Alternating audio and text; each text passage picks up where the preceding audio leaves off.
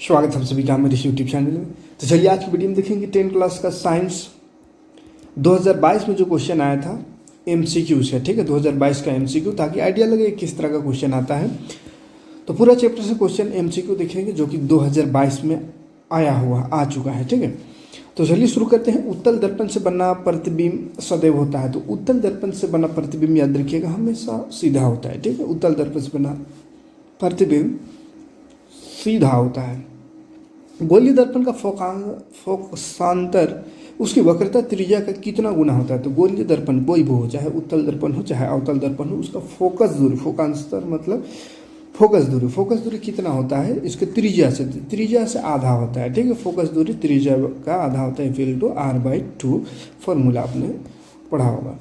अगला क्वेश्चन है अवतल दर्पण को अवतल दर्पण की फोकस दूरी होती है। तो अवतल दर्पण का फोकस दूरी क्या होता है, शून्य, धनात्मक, ऋणात्मक या कोई नहीं थी। इसका फोकस दूरी माइनस में होता है। अवतल दर्पण का एफ जो है फोकस दूरी वो क्या है, जो अवतल दर्पण ऐसा है तो इसका फोकस दूरी, इधर फोकस होता है तो फोकस दूरी इसका माइनस नेगेटिव में होता है। ठीक है, 4 नंबर क्वेश्चन, हजामती दर्पण के रूप में किस दर्पण का उपयोग होता है। हजामती यानी दाढ़ी उड़ी बाल बनाने में जो सैलून में जो यूज होता है दर्पण, वो कौन सा दर्पण होता है, तो वो अवतल दर्पण का उपयोग होता है। गोलीय लेंस मुख्यतः कितने प्रकार के होते हैं, तो 2 प्रकार के गोलीय लेंस, 2 प्रकार के, एक उत्तल और एक अवतल लेंस होते हैं। ठीक है, 6 नंबर है उत्तल लेंस द्वारा वास्तविक आवर्धित प्रतिबिंब बनता है। जब वस्तु स्थित होता है तो उत्तल लेंस में वास्तविक और आवर्धित प्रतिबिंब, बड़ा प्रतिबिंब बनता है। कब, यानी जब वस्तु कहाँ पर रहे उसको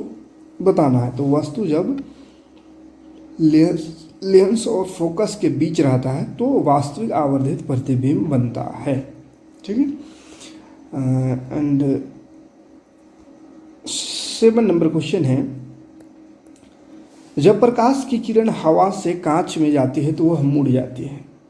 हवा से कांच की ओर जाएगी तो मुड़ जाएगी, लेकिन किधर मुड़ेगी उसको बताना है। तो अभिलंब की ओर मुड़ जाएगी, अभिलंब की ओर,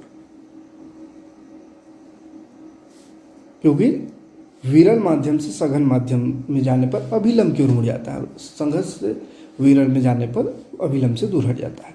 लेंस की क्षमता का क्षय मात्रक क्या है, तो लेंस का क्षमता का क्षय मात्रक डायोप्टर होता है। हमारे नेत्र में लेंस होता है, कौन सा लेंस, तो उत्तल लेंस होता है। हमारे आँखों में है ना, आँखों में उत्तल लेंस पाया जाता है। याद, आँख के लेंस की वक्रता त्रिज्या को नियंत्रित करता है। आँख में जो लेंस है उसकी वक्रता त्रिज्या को कौन कंट्रोल करता है, तो पक्षमाभी पेशियाँ है ना, पक्षमाभी पेशियाँ। अस्पष्ट दृष्टि की अधिकतम दूरी का माने क्या है, तो एकदम साफ देखने के लिए, स्पष्ट मतलब देखने के लिए अधिकतम दूरी कितना है, तो अधिकतम दूरी का कोई लिमिट नहीं है, ये अनंत है। ठीक है, स्वस्थ मनुष्य के लिए, स्वस्थ आँख के लिए। अवतल लेंस के चश्मे का उपयोग करके किस दृष्टि दोष को दूर किया जाता है। तो अवतल लेंस का बात हो रही है, तो याद रखिएगा अवतल लेंस निकट दृष्टि दोष को है ना, उत्तल लेंस दूर दृष्टि दोष दूर करता है। तारे की का टिमटिमाना प्रकाश की किस घटना को दर्शाता है। तो तारा टिमटिमाता है, ये प्रकाश के अपवर्तन को दर्शाता है। ठीक है, अपवर्तन। 2 नंबर क्वेश्चन आंसर सही होगा। किसी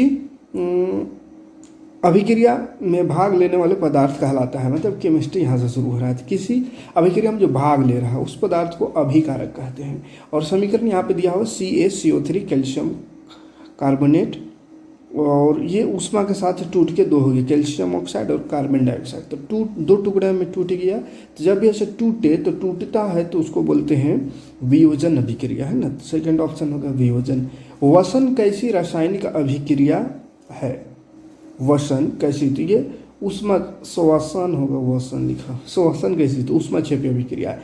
निम्न में से कौन सी अभिक्रिया नहीं होगी, कौन सी अभिक्रिया नहीं होगी, हाँ, निम्न में कौन अभिक्रिया नहीं होगा वो बताना है। ठीक है, तो FeSO4 जिंक से अभिक्रिया हो जाएगा, जिंक के SO4 बन जाएगा, यहाँ भी जिंक के SO4 बन जाएगा, लेकिन जिंक के SO4 और Cu ये अभिक्रिया नहीं होगा है ना, क्योंकि Cu Zn से कम अभिक्रियाशील है, वो कम अभिक्रियाशील है, तो कभी भी Cu Zn को हटा नहीं सकता है और अपना यौगिक नहीं बना सकता, मतलब 2nd नंबर गलत है। निम्न में कौन संतुलित समीकरण है, संतुलित कौन है, तो देखो संतुलित कौन है, दोनों तरफ क्या होनी चाहिए, बराबर होनी चाहिए। एन एक इधर, एच यहाँ 4 गो, वहाँ 3 गो, नहीं है ये संतुलित। एफ 3 गो, एफ 3 गो, 4 ने 8 गो हाइड्रोजन, यहाँ भी 8 हाइड्रोजन, यहाँ 4 ऑक्सीजन 4 ऑक्सीजन। चलो दूसरा नंबर संतुलित है। अभिक्रिया ये है और इसका उपचयन हो रहा है। किसका उपचयन हो रहा है, किसका उपचयन, उपचयन में ऑक्सीजन की वृद्धि। तो कार्बन में देखो ऑक्सीजन नहीं था, उधर गया ऑक्सीजन मिल गया, तो कार्बन में ऑक्सीजन की वृद्धि हो रही है। इसका मतलब क्या हो रहा है, कार्बन का उपचयन हो रहा है। ठीक है, कौन सा चयन, उपचयन। अगला क्वेश्चन है, कौन सा पदार्थ लाल लिटमस पत्र को नीला करता है। तो अम्ल नीला को लाल करता है, अम्ल का ल से याद कराए थे, लाल होता है। तो यहाँ उल्टा बोल दिया, लाल से नीला है ना, लाल को नीला, तो क्षार करेगा। निम्न में कौन दुर्बल अम्ल है, दुर्बल अम्ल कमजोर है ना, कमजोर अम्ल कौन सा है। तो कमजोर अम्ल इसमें से एसिड हाइड्रोक्लोरिक, H2SO4, नाइट्रिक अम्ल, ये है कमजोर, सबसे कमजोर अम्ल, ये एथेनोइक अम्ल। ठीक है, एथेनोइक अम्ल के जलीय विलयन में उत्पन्न होता है, क्या होता है, तो अम्ल के जलीय विलयन में H+ आयन उत्पन्न होता है। ठीक है, आयन है, आवन नहीं, H+ आयन। और क्षार की जलीय विलयन में OH- आयन, याद रखिएगा। दही में कौन सा अम्ल पाया जाता है, तो दही में लैक्टिक अम्ल पाया जाता है। ठीक है, लैक्टिक अम्ल। अम्लीय विलयन का pH मान क्या होगा, अम्ल है तो pH मान 7 से कम होता है। कौन सा अधिक क्षार है, तो जिसका pH मान ज़्यादा होगा वो ज़्यादा क्षारी होगा। तो pH मान देखो यहाँ 14 है, तो बहुत बड़का क्षार होगा ये। ठीक है, 7 से अधिक वाला को क्षार कहते हैं, तो जितना अधिक जाएगा उतना क्षार।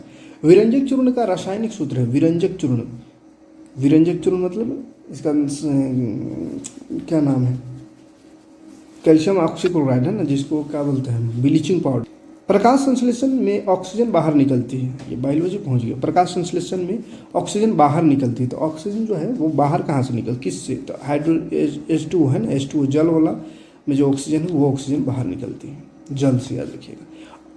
अनोक्सी वसन, श्वसन को वसन लिखते हैं, अनोक्सी श्वसन के फलस्वरूप क्या बनता है, तो अनोक्सी श्वसन अगर हो तो उसमें एथिल अल्कोहल बनता है। ठीक, दूसरा ऑप्शन सही हो जाएगा। निम्नलिखित में कौन परजीवी है, परजीवी मतलब जो दूसरे जीवों में रह करके अपना भोजन करता है। ठीक है, तो परजीवी है प्लाज्मोडियम। रुधिर के तरल भाग को क्या कहते हैं, तो रुधिर का जो लिक्विड पार्ट है ना, तरल भाग, उसको क्या कहेंगे, वो पूछा गया है, तो प्लाज्मा कहते हैं उसको। मछली के हृदय में कोष्ठकों की संख्या कितनी होती है, तो मछली के हृदय में 2 कोष्ठक होता है, मछली के हृदय में 2 कोष्ठक, इंसान के हृदय में 4 कोष्ठक। मनुष्य की वृक्क एक तंत्र का भाग है जो संबंधित है, वृक्क मतलब किडनी, किससे संबंधित है, तो उत्सर्जन तंत्र से, उत्सर्जन से है ना। मैग्नीशियम पाया जाता है, मैग्नीशियम कहाँ पाया जाता है ये बताना है, तो मैग्नीशियम क्लोरोफिल में पाया जाता है, पत्ता में जो क्लोरोफिल होता है उसमें। किसमें मुकुलन विधि द्वारा जनन होता है, मुकुलन किसमें होता है, हाइड्रा में है ना, हाइड्रा। कि रस रोग किसके कारण है, रस रोग किसके कारण होता है, रस रोग का है, कुछ दूसरा होगा, रस नहीं होगा। ठीक है, टाइपिंग मिस्टेक है, क्या हो सकता है यहाँ पे, वायरस, वायरस मतलब तो विषाणु होता है, चलो कुछ गलती है।